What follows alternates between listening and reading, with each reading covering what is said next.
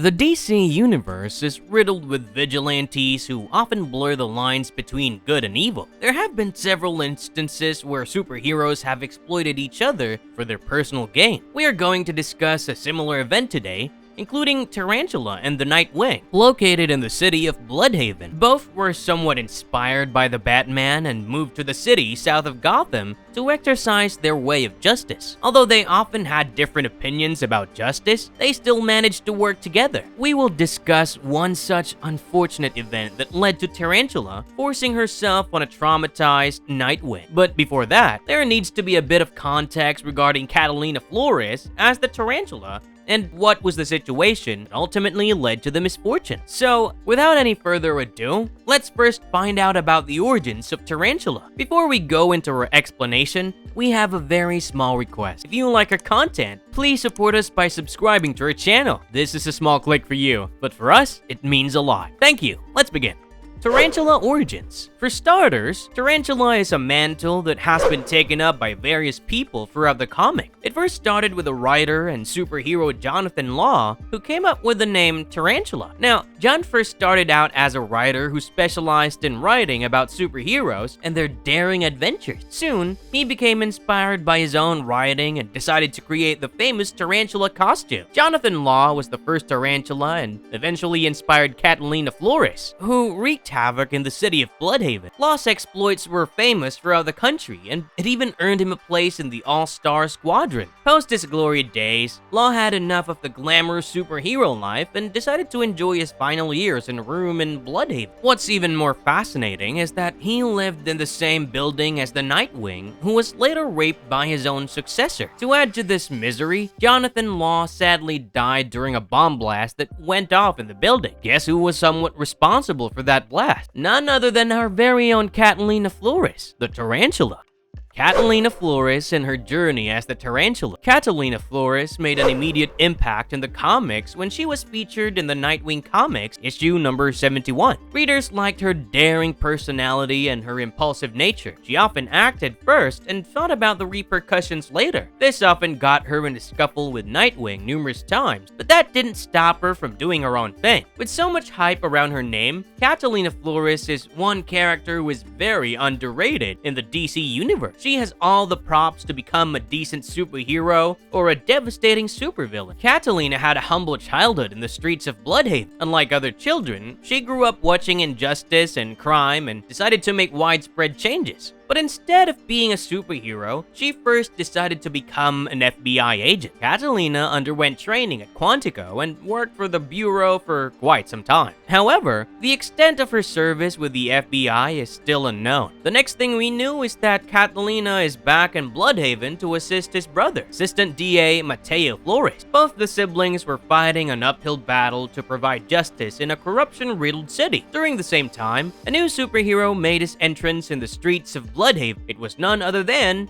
Nightwing. After graduating from the University of Batman and protecting the city of Gotham as Robin, Dick Grayson decided to do his own superhero thing and ventured into the bloody streets of Blüdhaven. Nightwing was confident, but wasn't aware of all the things that would happen to him in the future. On the other hand, Catalina was actively searching for inspiration to provide justice, and she found it with Jonathan Law, the original Tarantula. She first met Law when he ventured into the DA office to collect his SSI check. Catalina had always been a fan of Law's work and decided to take the mantle of Tarantula and give the name a new legacy. Although she went by the same superhero name, her ways were way more complex and borderline extreme. Her unique sense of justice often put her at a crossroads with Nightwing. She was also once accused of murdering the corrupt chief of police, but didn't pay a visit to Arkham due to her brother's influence. Catalina was known for her loose moral code and was willing to go to any lengths to get what she wanted. Power is a complex thing. It can corrupt people or drive them to insanity. Not everyone can function like Batman, and some sacrifice their own moral code and sanity to provide justice. Tarantula, aka Catalina Flores, also worked with the Batman on a couple of missions. They once worked together to stop the monster named the Mugri. Following his end, Batman promptly asked Tarantula to leave Gotham City, but Batman needed her assistance yet again for this infamous war games in Gotham City. Batman took help from Nightwing and Tarantula to save the city. Tarantula was responsible for uniting the Latino gang, even became their leader, and later named them Las Aranas. Batman was impressed by her work and later asked her to be in Gotham for many more missions. But Catalina loved Blüdhaven and wanted to rid its streets of corruption and bloodshed. Although Catalina was extreme in her ways, she was competent enough to hold her own. She once ambushed the infamous Iceberg Lounge and took down the Penguin, along with famous villains like the Killer Croc, Suicide King, Trickster, and Deadshot. The only other person to achieve this feat was Batman. Credit where credit is due. Catalina was a damn good tarantula, but her loose moral code often got her into trouble. After spending a long time in jail, Catalina finally got a chance for redemption when she was asked to be a member of the Secret Six organization. She meets a true superhero N during the ultimate fight. But what was the fight about? And why was Catalina in prison? Well, the answer to these questions is linked to the cursed case of Blockbuster, where she forced herself on the Nightwing and ultimately bid farewell to her life as a superhero.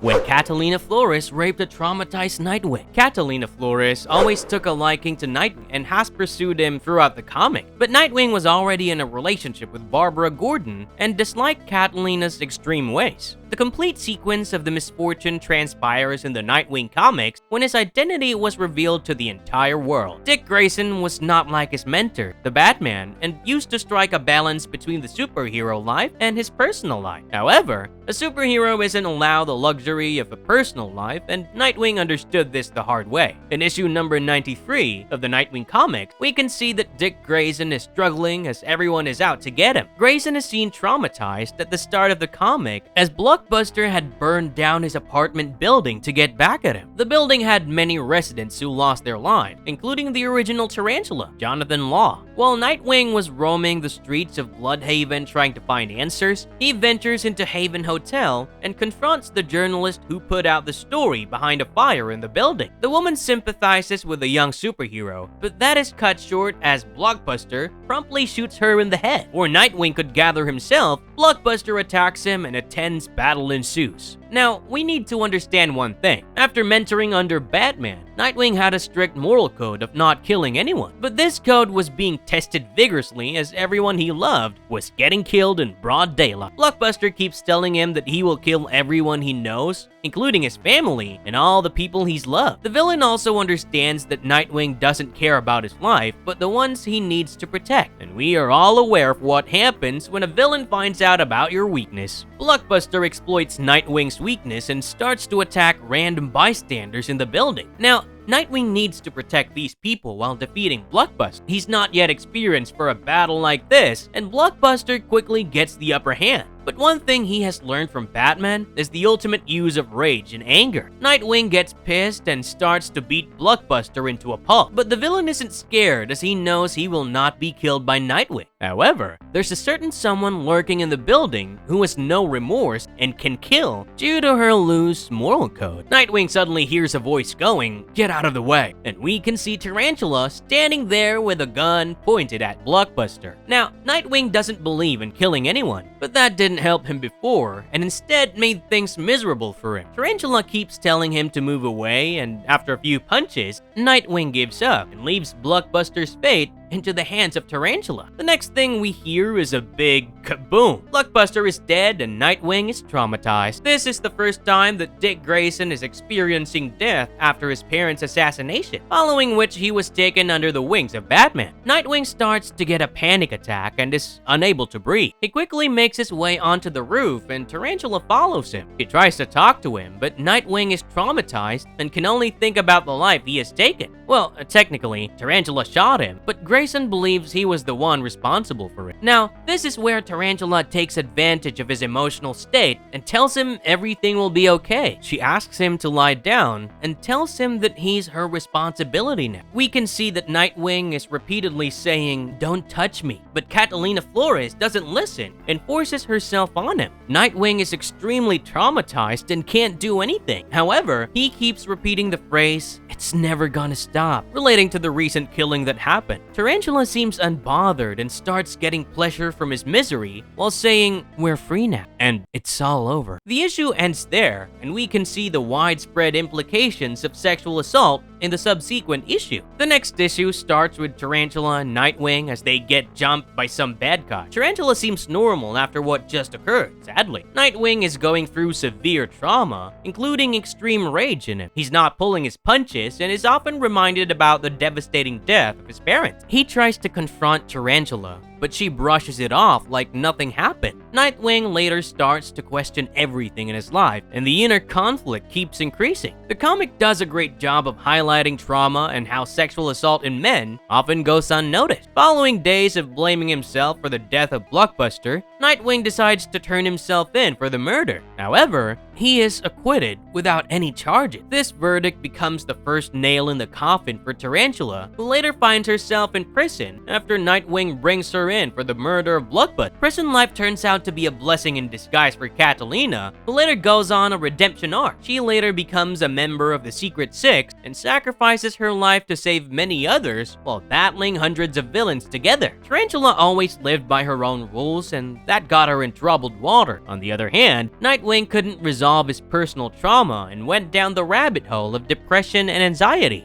Nightwing and the Psychological Consequences of Sexual Assault. Issue number 94 does a great job at highlighting the immediate implications of sexual assault and how it can completely change a person. Nightwing goes on a severe depressive episode and starts to question everything in his life. Although he has many allies, there's no one to talk to about these trivial yet personal matters. The comics do a marvelous job of humanizing a superhero and how things like sexual assault can even happen to the best of us. While writer Devin Grayson intended to explore the mature themes like sexual assault and inner conflict, his work was massively criticized and even faced backlash. Before this, no one had touched the vulnerable topic of sexual assault in men, and there was a feeling that this execution was insensitive and a bit extreme. There were also many broader implications of this storyline and started a much-needed discussion on male victims of sexual assault. This topic has often been ignored in popular culture, and the writer tried to make it mainstream through Nightwing. Nightwing is also the perfect character for this sensitive subject, as he is a young superhero still conflicted about his parents' death and the way of a superhero life. Nightwing has to struggle a lot in his life to overcome this trauma, but finally does so after years of contemplation and reflection. It's quite sad how a single night of trauma can have widespread effects that can change the course of your entire life. Marvelous verdict. Tarantula, aka Catalina Flores, had many highlights in her vigilante career. She killed without repercussions and had her unique way of justice. Although she has taken down many mightier foes and has also assisted Batman in many missions, the main highlight of her storyline will be the sexual exploitation of Nightwing. She basically took advantage of a person going through trauma. Catalina has done much good in her life, but this one situation changed everything for her, and readers started to look at her as a villain instead of a superhero. This brings me to the first line I said during the start of the video. The DC universe is riddled with vigilantes who often blur the lines between good and evil. With this, our controversial exploration of Tarantula's life and her subsequent sexual assault case comes to an end. If you like the video and want to see a detailed analysis on similar controversial topics, then do let us know in the comments below. Also, drop us a like and check out a wide collection of comic book analysis on the Marvelous Videos channel. Until then, stay safe and stay happy. See you super soon.